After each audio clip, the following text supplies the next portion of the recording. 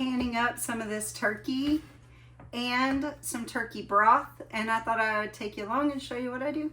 I deboned this turkey and chunked up all the breast meat.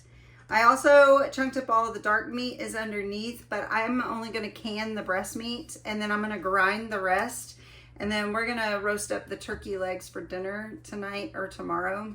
I cold pack most of my meats that I do: rabbit, beef, chicken, deer meat, and turkey. So we're gonna start with cold food, cold jars, cold canner. And I'm just gonna start packing these in. We really like to use chicken breast, turkey breast, and like the rabbit backstrap for making like chicken salad, things like that. Or it's really good to do like chicken tacos, or you can dump this into like soup base. Just like whenever you buy the like cans of chicken at the store, chicken breast, I just pack it in. The chicken will make its own juices, so I don't add any water, I don't add juice. It will make its own broth inside. I pack it in about 1 inch headspace. I'm gonna do the 6 jars today. I'm gonna grind the rest. We're canning this plus the broth. Sometimes I don't put salt, sometimes I do. This time I'm gonna put about 1/4 teaspoon of salt in the tops. As the juices form, it will bubble and boil inside the jar, and all the salt will get incorporated. With meat and broth, things that are kind of greasy, I use vinegar to wipe my rims just to make sure I don't have any oil or fat, grease that will interfere with my seals. A little bit of vinegar on a rag and clean the rims really well.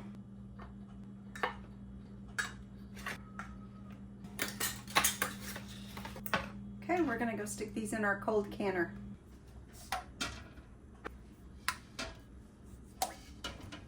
Because I'm doing cold canner, I'm gonna do my broth after, so then the canner will already be hot and I can do hot broth and everything. But I'm gonna can some water in with my meat.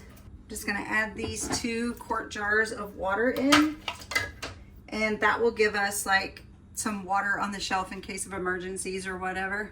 I'm gonna slowly bring the temperature up on this because I've done it before where I went really fast and just cranked the heat up, and that caused jars to bust. So I'm gonna like let the temp come up and just keep turning it up, increasing it every few minutes.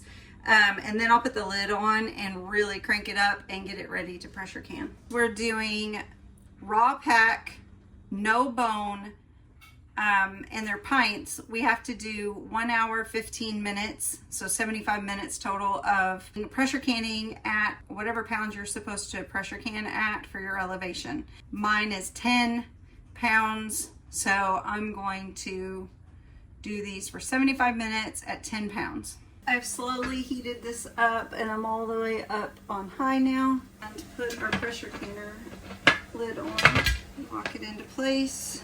The steam is coming through the pipe, so once you see a steady stream, you start timing 10 minutes. After 10 minutes, you put your weight on. You keep an eye on your pressure gauge. Whenever it gets up to your pressure, you want to stabilize your temperature on your stove to keep your pressure there, and you start timing when your pressure gauge reaches your pressure. In my case, it's 10 pounds. So I'm just going to keep an eye on that while I finish grinding the turkey. My gauge is up, so I set my timer for 75 minutes. All right, our 75 minutes is up. Turn the heat off. I'm just going to let this chill.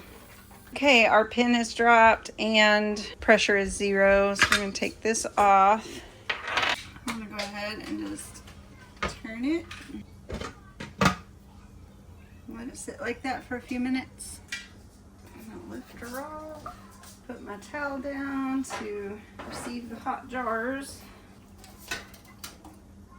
Our water.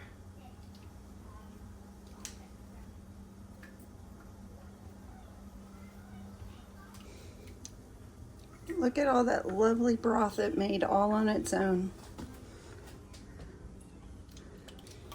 And it's like loose and made plenty of space in there even though we packed it in.